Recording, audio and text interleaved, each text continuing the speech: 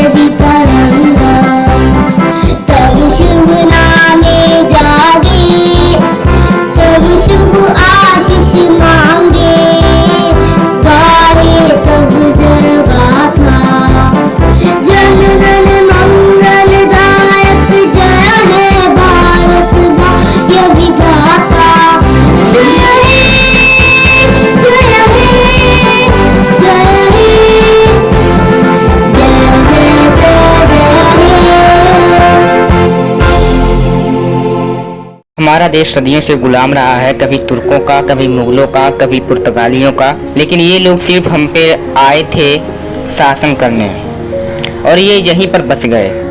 लेकिन अंग्रेज ऐसे थे जो हम पर गुलाम बनाए, हम पे शासन किए, लेकिन हम पे अत्याचार भी बहुत सारा किए। और जब अंग्रेज अत्याचार करने लगे तो हमारे देश से बहुत सारे लोग जैसे महात्मा गांधी, सुभाष चंद्र बोस, भगत सिंह, राजगुरु, सुखदेव, राम प्रसाद बिस्मिल, अशफाक उल्लाह खां और बहुत सारे लोग हमारे देश की आज़ादी के लिए आवाज़ उठाए, लड़े, चाहे वो हिंसा तरीके से हो या फिर अहिंसा तरीके से। लेकिन उन्होंने अंग्रेजों के खिलाफ आवाज़ उठाया।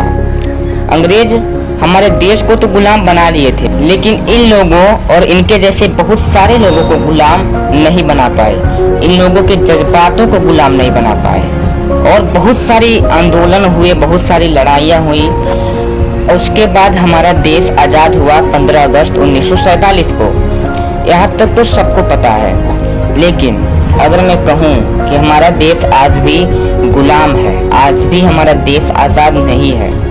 हम लोगों ने अंग्रेजों से तो आज़ादी पा ली, लेकिन हम आज़ादी उनसे नहीं पाए जिससे हमें आज़ादी पाने की सख्त ज़रूरत है। जो है गुनाहों से आज़ादी, भ्रष्टाचार से आज़ादी, जात पात के भेदभाव से आज़ादी, ऊंच नीच समझने की आज़ादी, नफरत की आज़ादी और अपना मनपसंद काम करने की आज़ादी, आपस में मेल जुल रहने की आज़ादी और किसी से भी ना डरने की आज़ादी। ये सब आज़ादी हमें नहीं मिल पाई और ये सब आज़ादी हम खुद पा सकते हैं अगर हम में एकता हो। लेकिन जो भारत के राजनेता हैं वही जब भ्रष्टाचारी हैं, वही जब चाहते हैं कि हमें भेदभाव हो, वही जब चाहते हैं कि हिंदू मुस्लिम में लड़ाई हो, तो ये संभव नहीं हो सकता। लेकिन ये लोग लड़ाते क्यों हैं? ये राजनेता हमें हिंदू मुस्लिम सिख ईसाई को आपस में लड़ाते क्यों हैं?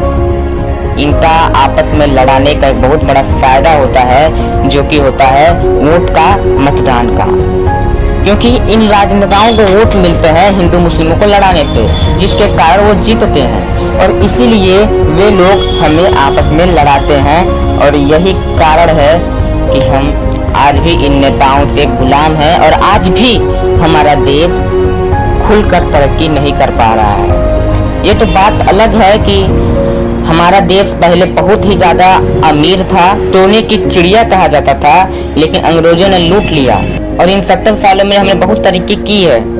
लेकिन अगर ये सब जो हमें आज़ादी जो मैंने बताई अगर वो होती और अगर हमारे देश की राजनेता भ्रष्टाचारी नहीं होते तो आज हमारा देश बहुत तरक्की करता। और ये सब हमें खुद करना पड़ेगा। हम जब खुद एकजुट कर रहेंगे तो ये राजनेता कुछ भी नहीं है, क्योंकि अगर जनता चाहे तो राजनेता को उठा सकती है और गिरा भी सकती है। तो मैं यही कहना चाहूँगा कि आज भी हमें एक साथ एकता बनाकर रहने की ज़रूरत है। और इन्हीं चंद अल्फाजों के साथ मैं विदाई देना चाहता हूँ।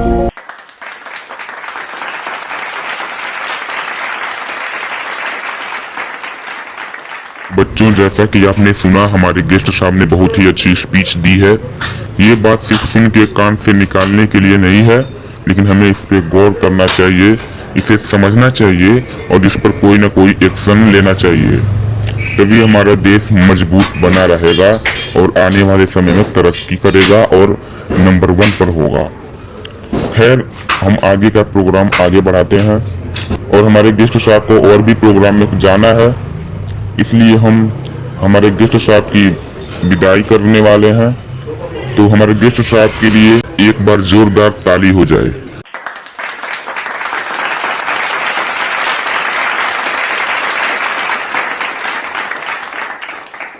जय हिंद, जय भारत।